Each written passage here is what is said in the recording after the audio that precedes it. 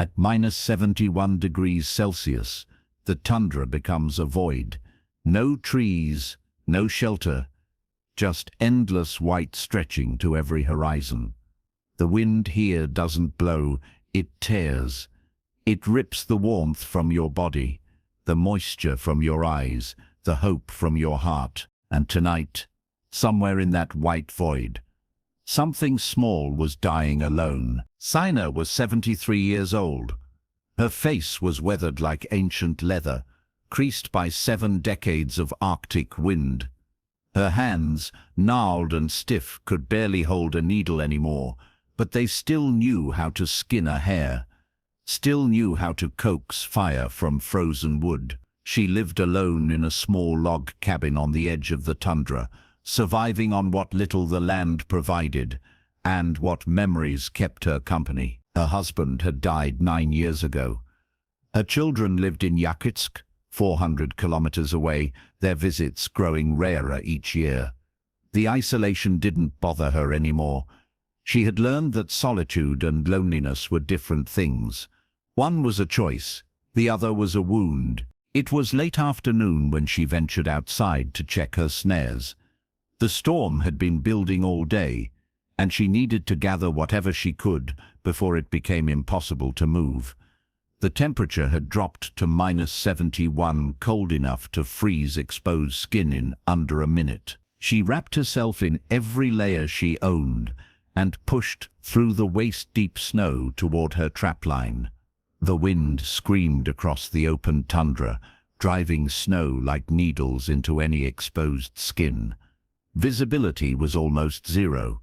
She could barely see 10 meters ahead. That's when she heard it. Not a sound, exactly, more like an absence of sound. A stillness in the storm. She changed direction, moving toward that stillness, her instincts guiding her. And there, huddled against a small outcrop of frozen shrubs, was a reindeer calf. It was young, maybe 4 months old. Its brown and white fur was crusted with ice. Its large dark eyes looked up at her with an expression that held no fear, only exhaustion. It didn't try to run, didn't even try to stand. It simply watched her, waiting for whatever came next. Saina knelt in the snow, ignoring the cold that bit through her knees. She looked around. No tracks, no signs of a herd. The calf had either been separated during the storm or abandoned because it was too weak to keep up. In the Arctic, weakness meant death. It was that simple. The calf's breathing was shallow and rapid. Its legs were tucked beneath its body, trying desperately to conserve what little warmth remained. Without intervention, it would be dead by nightfall.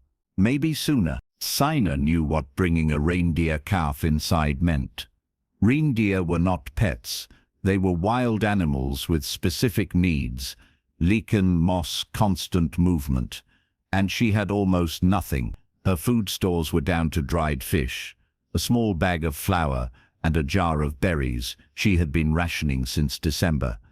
Her firewood was low enough that she was already burning furniture. Taking this calf in meant sharing resources she couldn't spare, meant burning wood she needed for herself, meant caring for an animal that might die anyway, despite her efforts. But Saina looked at those large, dark eyes, saw the life still fighting inside this creature, and knew she couldn't walk away.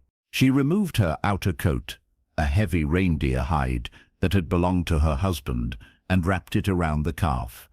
The animal was surprisingly light. Malnutrition had already taken hold. She lifted it with effort, her back protesting, and began the slow journey back to her cabin. The storm was worsening. The wind tried to tear the calf from her arms. Snow accumulated on her shoulders, on her head, weighing her down. Each step was a battle. Her legs trembled. Her lungs burned from breathing air so cold it felt like swallowing glass. But she kept moving. When she finally reached her cabin and pushed through the door, she nearly collapsed. She laid the calf on the floor near the cast-iron stove and immediately added her last 3 logs to the fire. The flames grew, casting warm light across the small room. The calf lay motionless, its eyes closed now, its breathing so faint she could barely detect it. Saina worked quickly. She rubbed the calf with dry cloths, trying to restore circulation. She checked for injuries, finding only malnutrition and hypothermia. She prepared a mixture of warm water and crushed lichen, the same lichen she gathered for medicinal tea, and tried to get the calf to drink. Nothing. She tried again, gently opening its mouth and placing drops on its tongue. The calf swallowed. Barely, but it swallowed. That first night stretched into eternity. Saina sat on the floor beside the stove, with the calf's head in her lap, warming it with her body heat, feeding it drops of water and lichen every hour, monitoring every shallow breath. Outside, the storm raged with a violence that made the cabin walls shake. Inside, time became meaningless.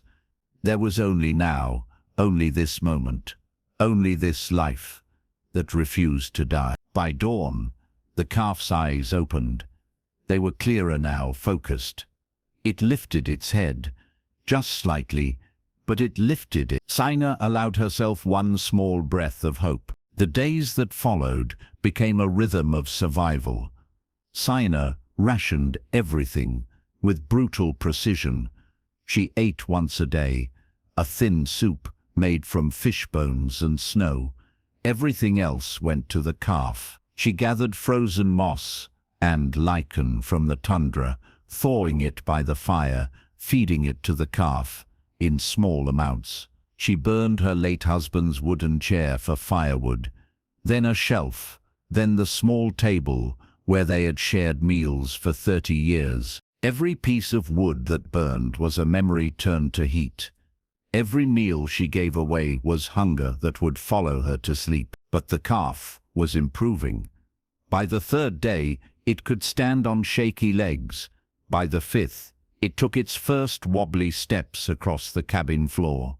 By the seventh, it pressed its soft muzzle against Saina's hand, seeking warmth, seeking comfort. The calf followed her everywhere now. When Saina moved to prepare food, small hooves clicked behind her on the wooden floor. When she sat to rest, the calf settled beside her, its warmth a comfort she hadn't realized she needed.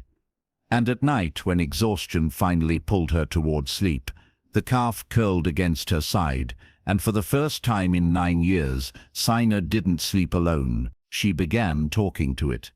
Simple things. You're getting stronger. The storm will pass. We'll be fine. The calf would turn its head toward her voice, ears forward, as if listening, as if understanding. 2 weeks passed, then 3. The storm finally broke.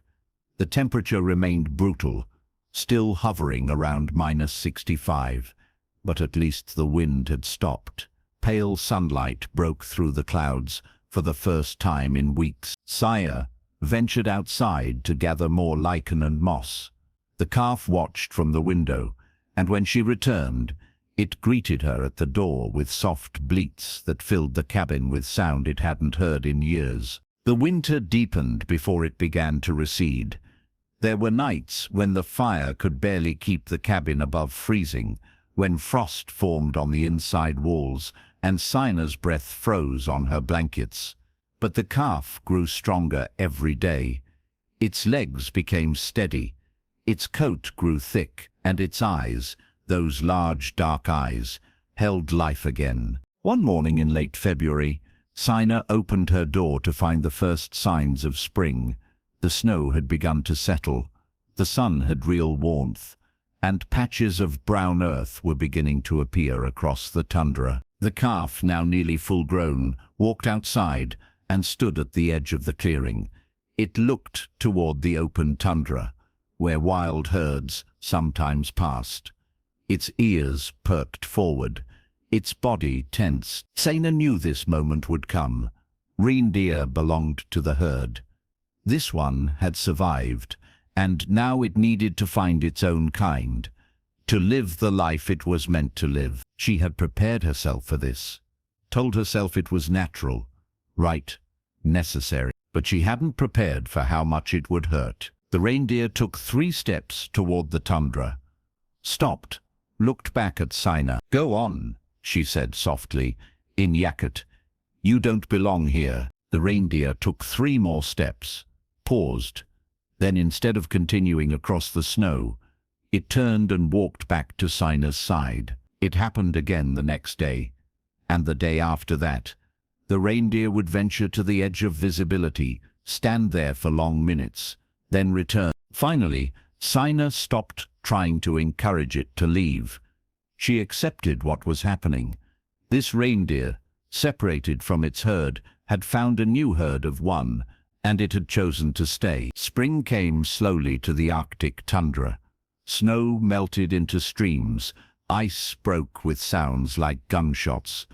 Green moss pushed through the thawing ground, and small Arctic flowers began to bloom in patches of color against the white. The reindeer grazed on the fresh vegetation, but never strayed far from the cabin. It learned Saina's routines. When she woke, it was waiting.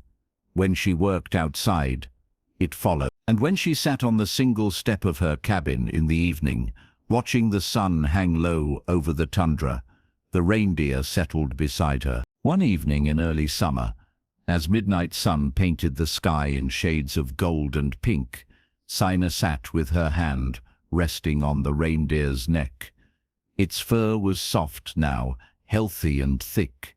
Its breathing was steady and calm. She thought about the day she had found this creature dying in the storm, about the choice she had made, about the hunger and cold and exhaustion, about the furniture she had burned and the food she had given when she had almost none for herself. She didn't regret it, not for a moment, because in the harshest place on earth, in the coldest depths of winter, she had proven something she had almost forgotten after 9 years alone. That purpose comes from caring for something beyond yourself.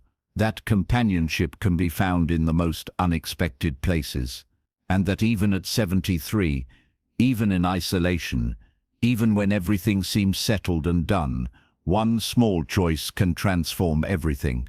The reindeer had been abandoned. Saina had been alone, and together in a tiny cabin at the edge of the tundra, they had saved each other. The sun dipped toward the horizon, but didn't set. Summer in the Arctic meant endless light. The temperature was mild now, though winter would return in a few short months. Saina stood slowly, her joints aching, and walked toward her cabin. The reindeer rose and followed. Inside, she didn't need to light the fire. The summer air was warm enough. The reindeer settled in its usual spot near where the stove stood cold, and in the pale golden light of midnight sun, 2 survivors rested together. No words were needed, no promises made, just presence, just the quiet understanding that comes from enduring winter together. Outside, the tundra stretched endlessly in every direction. Arctic birds called in the distance. And in a small cabin that leaned slightly against the wind, a woman and a reindeer who had both been left for dead proved that survival is never just about staying alive. Sometimes it's about choosing to save something other than yourself. Sometimes it's about finding family where none existed. And sometimes, in the coldest, loneliest place on earth, that's all the warmth you need. The wind whispered across the tundra. The reindeer's breathing was steady and deep, and Saina, for the first time in 9 years, fell asleep knowing she would not wake to emptiness. And that made all the difference.